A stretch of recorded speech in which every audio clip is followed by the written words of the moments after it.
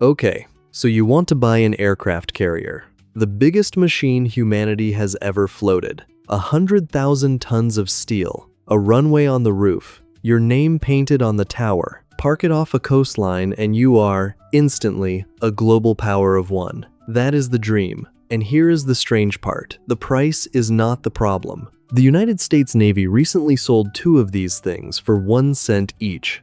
A penny. The problem is everything that comes after the penny. What it actually takes to park 100,000 tons anywhere on Earth, why a country deliberately sank its own carrier rather than keep owning it, and how one businessman's floating casino accidentally became a superpower's first aircraft carrier. This is the strangest market in the world, and it runs on a rule no other market has. The seller pays you. Start with the question that breaks most people's mental model. Who sells aircraft carriers? Because there are only 3 doors into this market, and every one of them is stranger than the last. Door number 1 is the scrapyard door. When a navy is done with a conventional carrier, it faces a brutal piece of math. The ship is too big to store, too expensive to maintain, and too contaminated to simply abandon. So the Navy holds something that looks like an auction and works like a surrender. In 2021, the United States Navy sold the USS Kitty Hawk, a carrier that served for almost 50 years, to a shipbreaking company in Texas for 1 cent. Not 1 cent per ton, 1 cent total. Its sister deal, the USS John F. Kennedy, went the same day for the same coin. The breaker wasn't paying for a warship. The breaker was being paid in steel, 100,000 tons of it, which the company would spend years cutting apart and selling. The penny existed only so that, legally, a sale had occurred. Door number 2 is the museum door. The Navy will donate a retired warship free to a city or foundation that wants it. Sounds generous. Then you read the conditions. The recipient must prove, in advance, that it can pay to tow the ship, berth the ship, and maintain the ship forever, with no government help. For destroyers and submarines, cities manage it. For carriers, the math is so violent that it has happened exactly once this century. The USS Midway opened in San Diego in 2004. Since then, every group that has tried to save a carrier this way has failed the financial test, including the groups that tried to save the Kitty Hawk, which is how a 50-year warship ends up worth 1 cent. And door number 3 is the strangest one. The second-hand Navy market, where whole countries buy each other's used carriers. Keep that door in mind, because behind it sits the single most expensive free gift in military history, and we're walking through it shortly. Here is the first thing nobody tells you about carrier ownership. You do not inherit a ship. You inherit a set of physical facts that never stop being true. Fact 1. 100,000 tons cannot be parked. It needs a deep water berth, a pier engineered for it, in a harbor deep enough for it, and those exist in only a handful of places on the planet.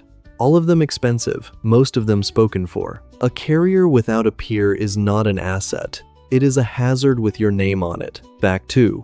It cannot really be moved either. A dead carrier does not sail. It is towed, at walking pace, by contract tugs, with insurance underwriters watching every mile. When the Kitty Hawk left Washington State for the Texas scrapyard, it could not use the Panama Canal. The hull is physically too wide, so the tow went the long way, around the bottom of South America, roughly 16,000 miles, over 4.5 months, to deliver a ship that had sold for a penny. Someone paid for every one of those miles, and it was not the penny.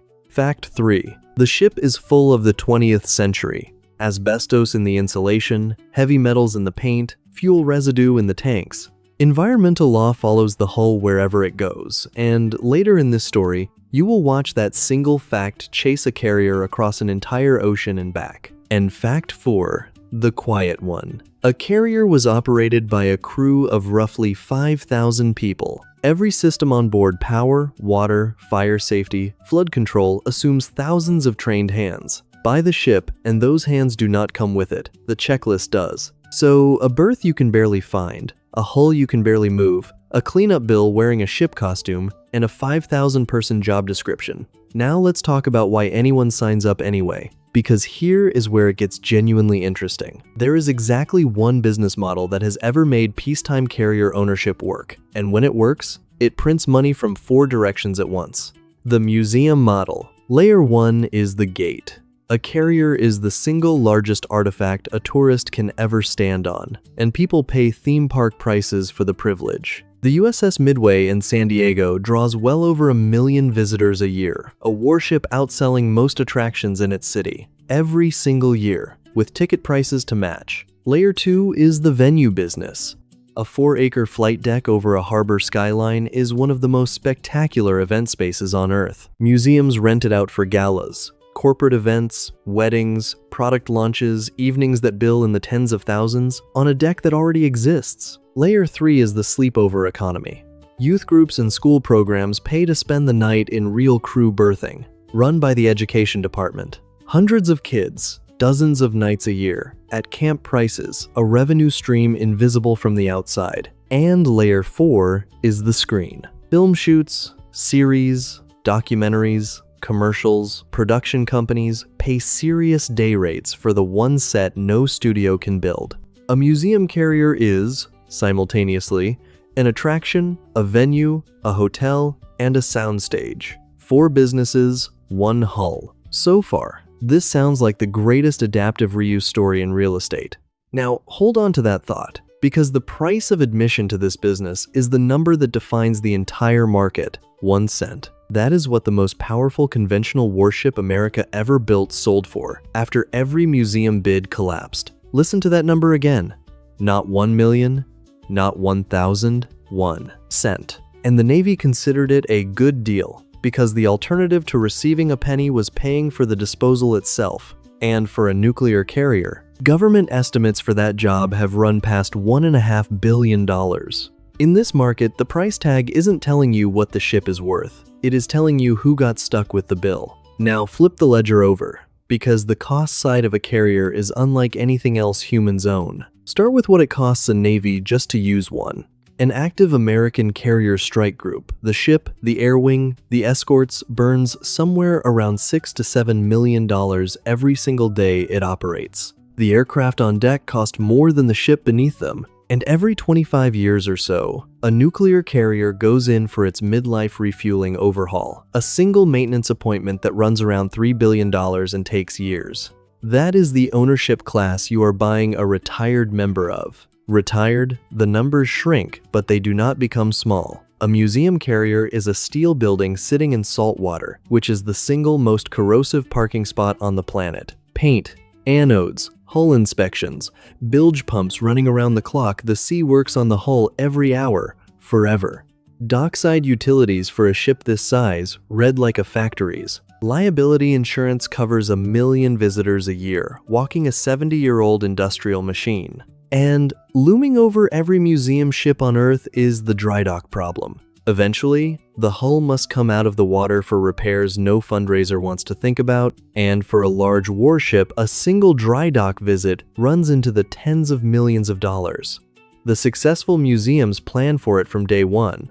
The unsuccessful ones become our case study, which brings us to the trap the one entire governments have fallen into. The trap in this market is one specific word: free. Free is the most expensive price in the carrier business, and the proof is the most lopsided deal in naval history. In 2004, Russia offered India the retired carrier Admiral Gorshkov as a gift, the hull free. India only had to pay for the refit, quoted at $974 million.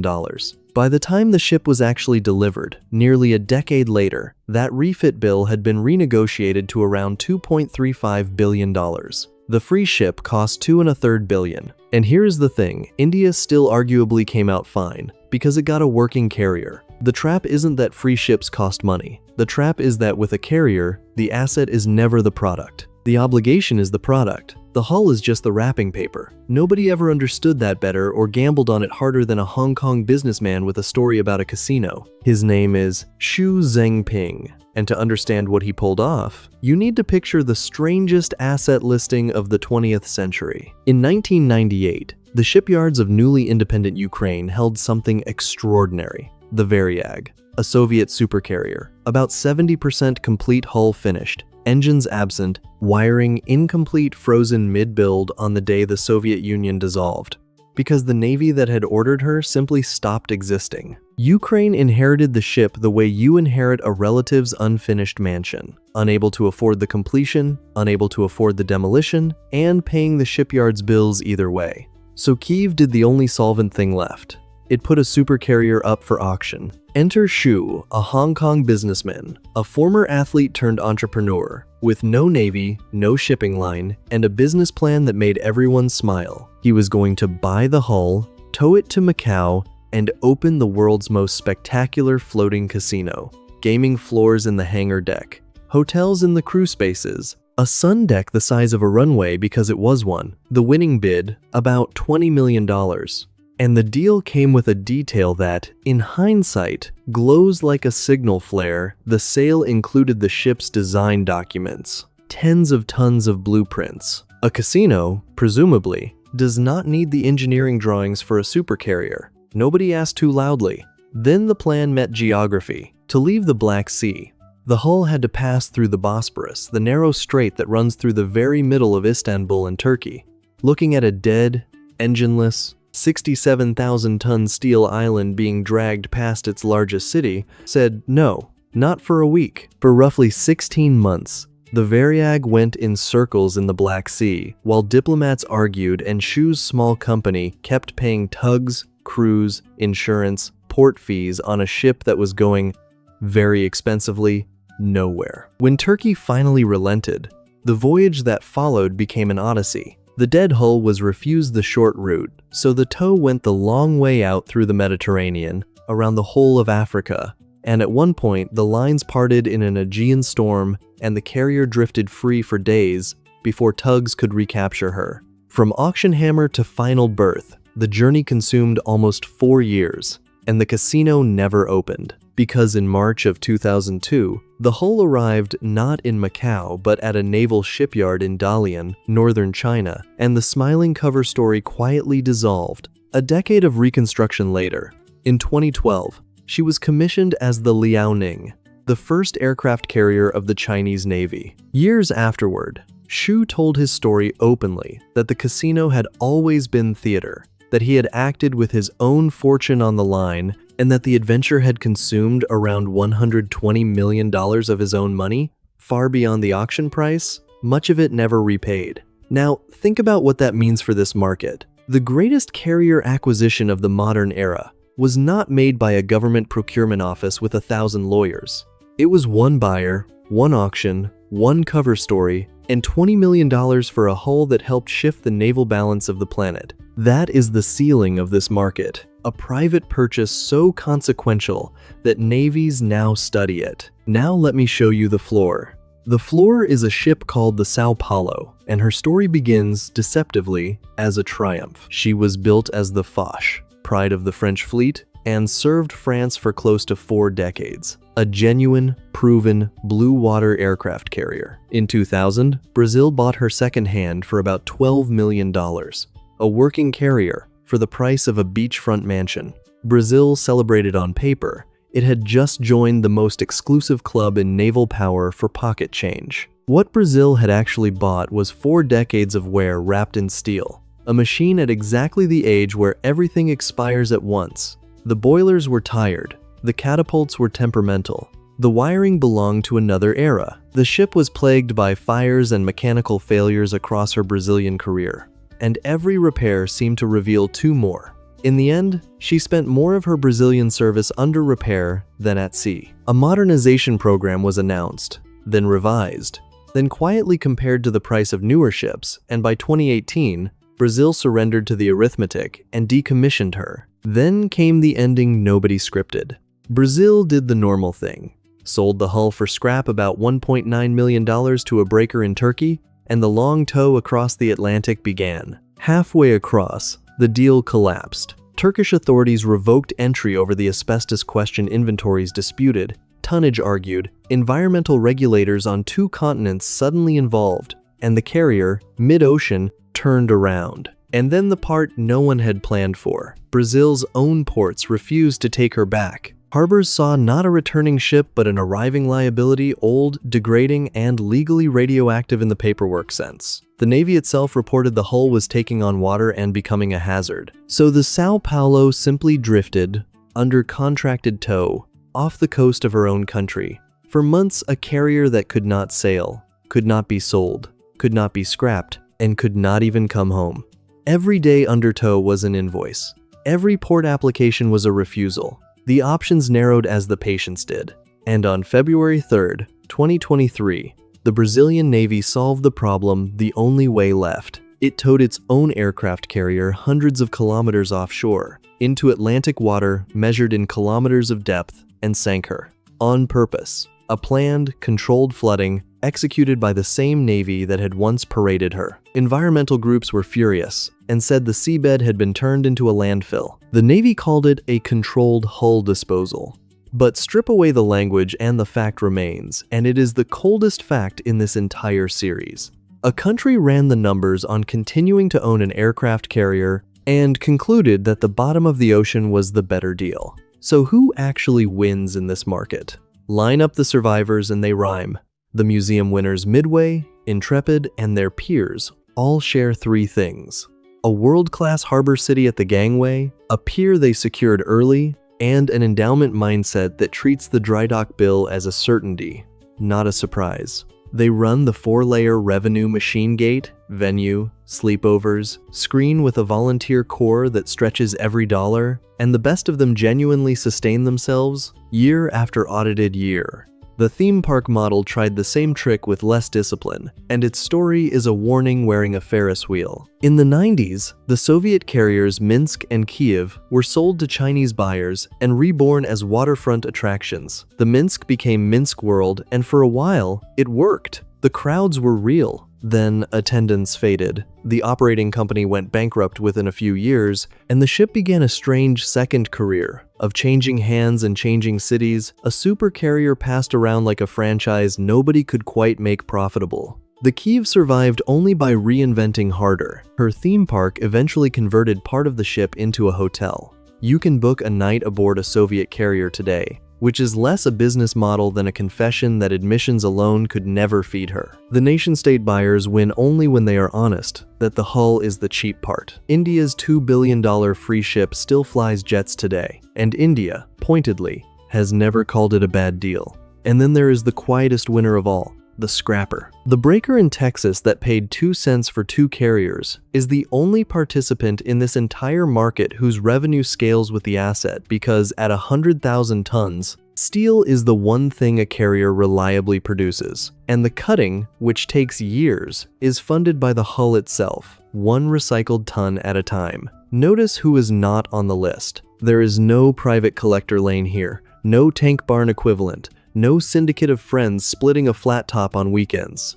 The smallest viable owner of an aircraft carrier is a museum foundation with a whole city behind it, and even they only barely qualify. So, does owning an aircraft carrier actually work? The honest answer is that this is the one asset where the question itself is the trap, because a carrier is never really owned, it is hosted. The way a city hosts a cathedral or a country hosts a mountain, with pride at cost, indefinitely. Here is the good year. You are the Midway. Over 1 million visitors walk your deck, at proper attraction prices, in one of the great harbor cities of the Pacific. The events calendar is booked out galas on the flight deck, ceremonies at the fantail. The school sleepovers filled every berthing night the education team could staff. A production crew just wrapped a week on your bow, at day rates that made the quarter. The volunteer corps put in hours no payroll could ever buy. The maintenance endowment grew, and the dry dock reserve, the sacred one, was funded again, on schedule, without drama. The ship pays for her own existence, and the city around her earns more from her gangway than the ship herself does. That year is real. It is happening in San Diego right now. Now here is the other year. You are Brazil. The bargain carrier has spent another year pierside, eating repair money and producing headlines. The scrap sale, your clean exit, just collapsed in mid-ocean over paperwork written into the hull itself half a century ago in a French shipyard. No port will take your ship. The tow contract bills by the day whether she moves or drifts. The insurers have stopped returning calls, the regulators have started, and your remaining options have narrowed to exactly one, and it is at the bottom of the Atlantic. That year is also real. It has a date. February 3rd, 2023.